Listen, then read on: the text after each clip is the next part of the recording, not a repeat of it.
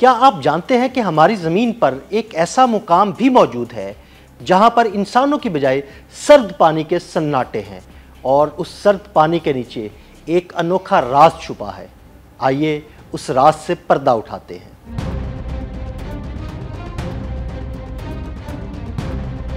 ये है जनूबी बहरुल काहिल में मौजूद जमीन का सबसे तन्हा मकाम पॉइंट नेमो, जो जमीन पर मौजूद किसी भी खुश्की के टुकड़े से तकरीबन 2700 किलोमीटर दूर है। इसका सबसे करीबी पड़ोसी कोई मुल्क का खुश्की का टुकड़ा नहीं बल्कि खला में चक्कर लगाता इंटरनेशनल स्पेस स्टेशन है, जो बाज़-औक़ात पॉइंट नेमो से सिर्फ 415 किलोमीटर के फासले से गुजरता है। लेकिन इस वीरान समंदर के नीचे छुपा है एक अजीबो गरीब खजाना, ना सोना ना ही मोती, बल्कि यहाँ समंदर की तह में मौजूद है खला से गिरे हुए सैटेलाइट्स का कब्रिस्तान। जी हाँ, 1971 से लेकर 2018 तक दुनिया की बड़ी खलाई ताकतों अमेरिका, रूस, जापान और यूरोप ने 263 से ज्यादा खलाई जहाजों, सैटेलाइट्स और स्पेस स्टेशंस को इसी वीरान इलाके में डबो दिया। रूस का स्पेस स्टेशन हो या जापानी कार्गो शिप्स या फिर यूरोपीय खलाई गाड़ियां, सबका आखिरी सफर इसी पॉइंट नेमो पर खत्म हुआ और 2031 में मौजूदा इंटरनेशनल स्पेस स्टेशन का खात्मा भी इसी मकाम पर होगा। इस वक्त खला में तकरीबन 5000 से ज्यादा सैटेलाइट्स मौजूद हैं और जब इनका वक्त पूरा होगा तो इन सैटेलाइट्स को भी पॉइंट नेमो के पानियों में ही गिराया जाएगा।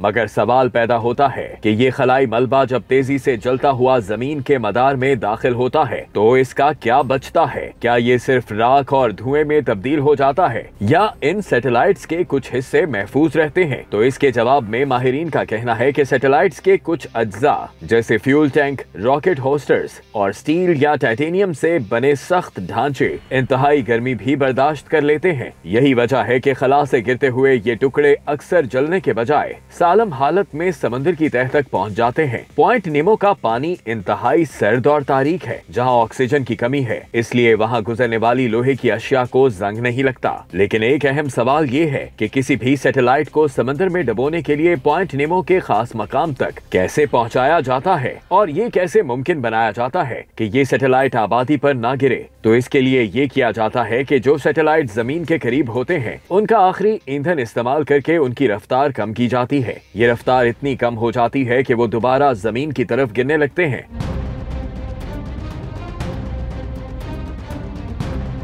इनकी रफ्तार इस हिसाब से कम की जाती है कि वो पॉइंट नेमो के ऊपर आकर जमीन के माहौल में दाखिल हो जाएं। पॉइंट नेमो के ऊपर इनकी रफ्तार बिल्कुल सिफर कर दी जाती है और यूं अपनी उम्र पूरी करने वाले सैटेलाइट हजारों मील फी घंटा की रफ्तार से जमीन की जानिब खिंचे चले आते हैं और हवा की रगड़ के दौरान इनके जलने से बचने वाले हिस्से समंदर की तह में डूब जाते हैं। जो सैटेलाइट जमीन से बहुत दूर मदार में होते हैं उनके लिए जमीन पर वापस आना आसान नहीं होता और इन्हें इतनी बुलंदी से वापस लाने के लिए बहुत ज्यादा ईंधन चाहिए होता है। इसलिए इन्हें जमीन पर वापस लाने की बजाय दूर खला में ऐसे मदार के अंदर धकेल दिया जाता है जिसे ग्रेवयार्ड ऑर्बिट यानी खला का कब्रिस्तान कहा जाता है। ये मदार जमीन से तकरीबन 22,400 मील दूर होता है, यानी हमारी जमीन से सैकड़ों गुना ज्यादा फासले पर, जहाँ कोई दूसरा फाल सैटेलाइट नहीं होता। ये सैटेलाइट बस वहाँ खामोशी से चक्कर लगाते रहते हैं, जैसे मोटरसाइकिल, गाड़ी या जहाज समेत हर मशीन एक दिन पुरानी होकर बंद हो जाती है। इसी तरह खला की वसतों में झांक कर दूर दराज सितारों का मुशाहिदा करने वाले सैटेलाइट्स का भी